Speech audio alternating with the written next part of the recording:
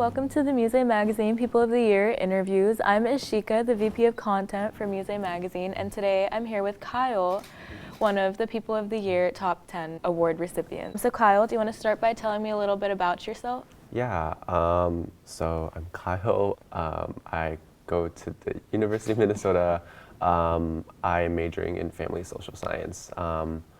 And yeah, that's about me. So what caused you to choose the major that you currently chose? And it was a pretty big transition. I did 3 total major changes. So I was in business in Carlson, but I never really resonated with it, or it's not something I particularly care about. And then when COVID hits, my mental health kind of was affected a lot by the pandemic, being in kind of isolation settings and all of that. It got me really intrigued into mental health, and so I ultimately chose the route of psychology and hoping to be a counselor or a therapist, or get into like the area of like helping people heal or healing work in general. I now choose family social science because it's just like a better fit for me personally. It's kind of more like humanistic kind of focused and less on research and STEM aspect of psychology. So I choose family social science now. Yeah, that's super cool. So I guess going off of that, like your plans post-college with the family social sciences major, what do you hope to do? Yeah, post-undergrad, I hope to be able to find find like a temporary job, like doing some sort of organizing work for nonprofit first. And then I want to do like a couple of years to get those kind of experience before going back to grad school to get my master in counseling. And it's only after then I can actually like take the test, get a license to practice to become a counselor or a therapist. Nice. But yeah, like right after undergrad, I don't think I would want to go into grad school immediately.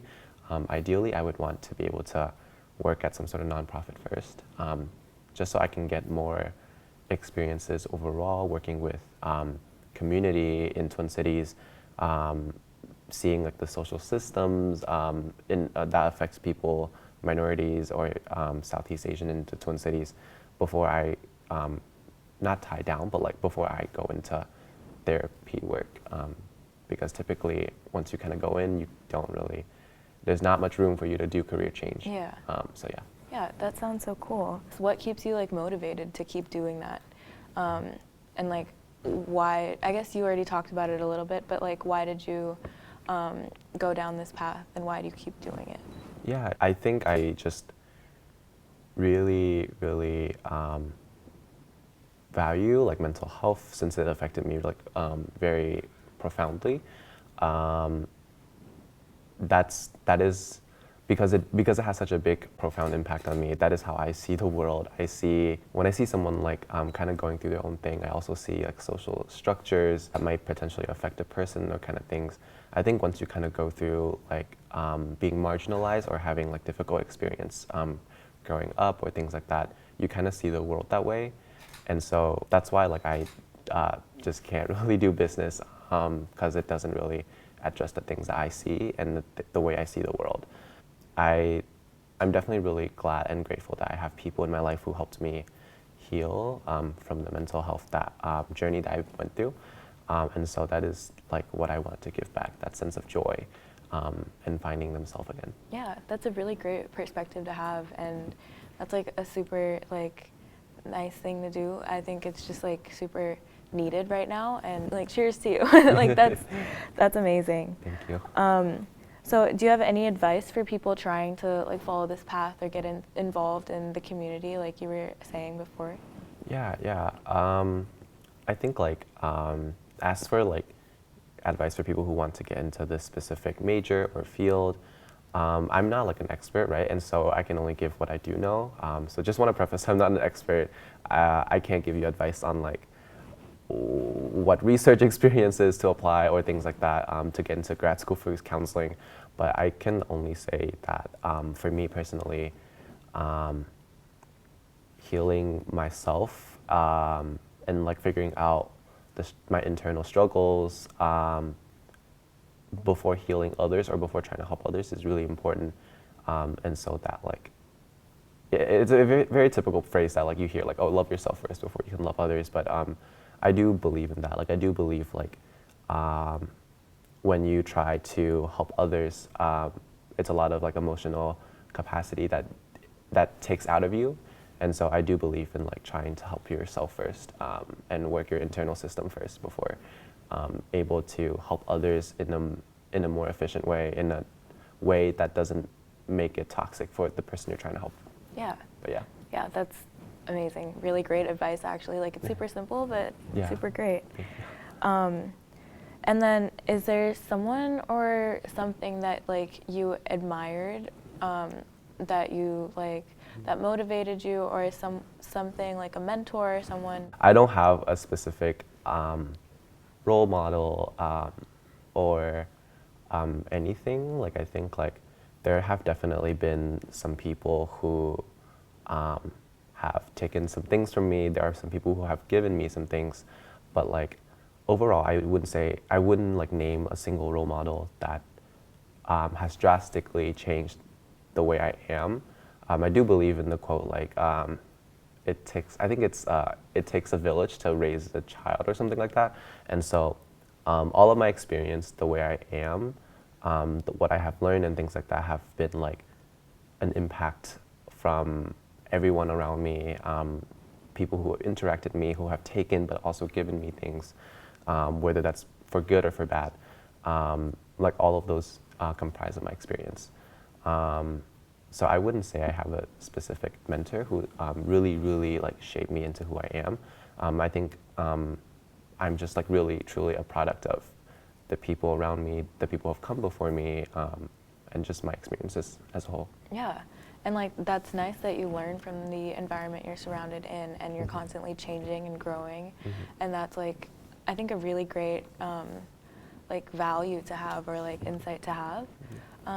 Yeah, so I guess what activities are you a part of in like on campus, throughout school, and I guess why are you a part of them? So I am in Asian American Student Union. I was their fundraising director last academic year. This year I'm the president. And then as I'm also like a student coordinator for Aspire, or it's a kind of a family program or a big little program that kind of emphasizes on community building, but also like making sure students, especially who are underserved, have access to resources. But I'm a student coordinator for that. It's a job, not, but it feels like an extracurricular. So it's really amazing. Yeah. But for ASU, for Asian American Student Union, was the question how did I get into it? It was just like, what do you do for it? Like, why did you choose to be a part of it? Yeah. So I think like my story with ASU might have to dig a little bit deeper or back, but like back in high school, like I first immigrated to Minnesota, to Apple Valley area, Lakeville area. It's a predominantly white suburb, and it was a big culture shock, right? Like I didn't get to see many folks like me, and so it was really hard to feel empowered in my own identity. And so moving to the suburbs from like just in 8th grade, in middle school, during your puberty years, or like teenage years, is really hard. And going to college, it was a really eye-opening experience because just seeing so many Asian American population loving each other, supporting each other in a very collectivist way is really, really heartwarming to me. And that is like why I was drawn to Asian American Student Union. It's like this, it just presents to me like this idea that I can find a sense of belonging. And so as any Asian American kid from a predominantly white suburb, I think it's really easy to get drawn into that.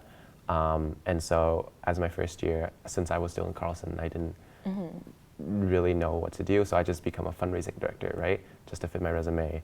But when COVID hits, Yeah. that is when lots of events just went virtual. All of our events went virtual, like last year for ASU. And so there wasn't much of a need for fundraising director. Yeah. There wasn't much I could do, even if I wanted to. And so, but I still deeply cared about ASU, right? Not that I would for me, it was like if I didn't have something, I would try to find something Yeah. to do. And I started fundraising for mutual aids because during last year, George Floyd incident happened, and then Dante Wright as well. And so I fundraised for mutual aids in Twin Cities, for protest in Brooklyn Center. That's how I got more into advocacy. And that's just how I got more involved, like in other positions as well in ASU. Like just my curiosity, like having so much free time, not doing my own job, like I just dig around what other jobs do. Yeah. And so that motivates me to become president the next year. It just gave me like lots of ideas, like digging around other positions in the ASU. It just gave me lots of ideas how for my visions and how I can like implement them. Yeah. I think that's super cool, like finding a community, like once you find that, you can start doing like more things for that community and more things to support that, and that's like really inspiring. I guess for like, what has been your favorite memory in these like student groups? Like what's your favorite thing that you were able to do or accomplish as part of these groups? So I think like the best thing I've been able to see was that I was able to, sorry, I'll backtrack a little bit. Being president of ASU was really hard in the sense that like there's a lot of learning curve I had to go through in terms of like making sure my board members are able to be competent and lead the events and things like that, right? Because like we came from a COVID year, no one knew how the in-person events were supposed to look like. Even for me, I didn't know how some of our in-person events were supposed to look like because I wasn't there. And so being able to describe how to plan in-person events and teach my board members how to do that was very difficult, trying to get board functioning. But now like I can like really happily say that like my board is just so amazing. My team is amazing. I can rely on them. I have trust in them. So I think like my biggest takeaway from ASU is being able to help these people, my team, become like student leaders themselves. Like they lead themselves. They lead they lead the ASU community, and seeing them like grow into that, being reflective of their own identity. Meanwhile. And everything, like it's just really inspiring and just so amazing to see. That's one of my biggest takeaway. Another was when I started fundraising for mutual aids. That's how I got more into advocacy in general, and it was just really eye-opening to indulge myself in that, and it was a really unique position because fundraising director. For ASU historically never really go out of their way to fundraise for mutual aids. And so it was just also a really eye-opening lesson for me to get into my own identities that may not be mine, but like I can be allyship to, and just how I can better support the community in general. So I would say those are my two biggest takeaways from ASU. The theme of this magazine this year is like identity and like finding yourself. So that's super cool to see that you enjoy doing that and like helping people find their identities too. Because watching people grow is, I think, just a really inspiring thing to see. So yeah, I guess the next question would be, where do you hope to see your advocacy grow to? I like to think my advocacy is very like individual kind of based, like on a very individual level. I think like when people hear advocacy, a lot of times they are very fearful of like cancel culture or like if you don't know something, you're immediately shamed. And so it's this lens of like seeing advocacy, oh, to-do list, right? Like you have, in order to be a good advocate, Yeah. you have to do this, task A, task B, task C, do it all, you have a checklist to do, you have to post certain things on Instagram, you have to do this set of thing. I don't really subscribe to that. I see my work in advocacy as helping people to want to get into advocacy in the sense that like finding their own identity. I personally wanted to get into advocacy because I realized that as a specifically Southeast Asian, there's so much systemic things that go against me as a lower income, as an immigrant. It was very difficult, right? And so someone had to, or like I had to put that into my own radar to realize, oh wow, I deserve more. I need to advocate for myself. And it's this system that puts me at a very disadvantage that hurt me.